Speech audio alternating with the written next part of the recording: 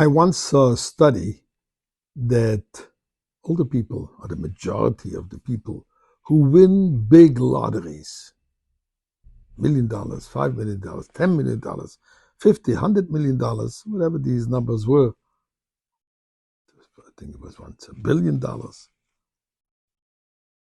After a relatively short period of time, they end up on poverty lane, those winners.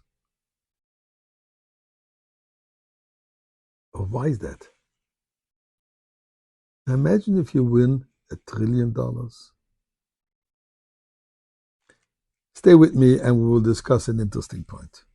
But first of all, someone that has much more than $1 trillion is giving more than $1 trillion, infinite. Thank you to God Himself. Let's give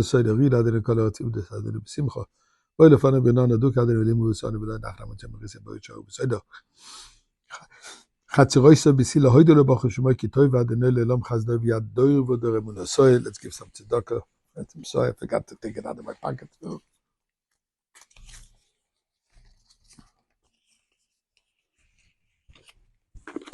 Please join me, do the same thing. Why am I talking about million, billion, trillions? Last week, just before Shabbos, was a major news item. First ever, at least no one, single person who became a trillionaire, has $1 trillion.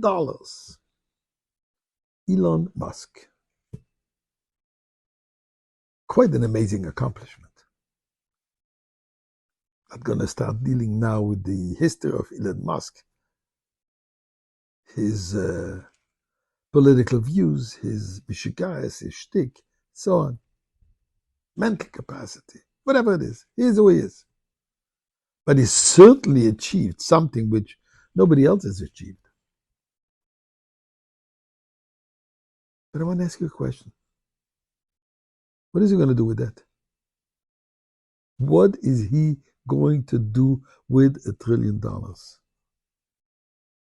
Is there anything that he can get with $1 trillion that he couldn't get with $500 billion, with $500 billion? Is there anything that you can get with $500 billion that he can't get with $100 billion? I don't even know how those numbers work.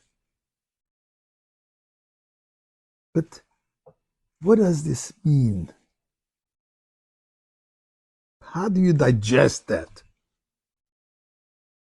Does he buy more food? Does he buy more homes? Does he buy more planes? Does he buy more yachts? He can't spend it. He can't enjoy it. He can't do anything with it. What's the pursuit of that?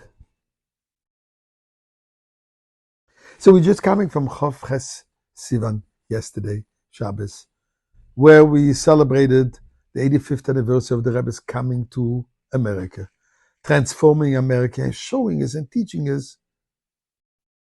in this golden Medina, in the golden world of success, the land of opportunities. The Rebbe did something very unusual. Every Sunday, for about 6 years, from 1986 to 1982, the Rebbe would stand on Sunday for hours and hours and hours and hours, distribute dollars with blessings. Thousands, hundreds of thousands of people from all over the world would come for Sunday to have just a split-second moment with the Rebbe, where the Rebbe would give him a blessing, answer a personal question, and give him $1 and wish a bracha v'atzlacha. Now, what is the intention of the $1? And as the Rebbe said, the purpose of the $1 is to encourage the recipient to give charity, either to give that $1 alone, the $1 that he received, to give it away, or at least the equivalent. So the Rebbe is using the $1 as a vehicle to encourage people to give charity, to do good. You cannot use $1 trillion for yourself and your whole family, extended, their friends, and so on and so forth.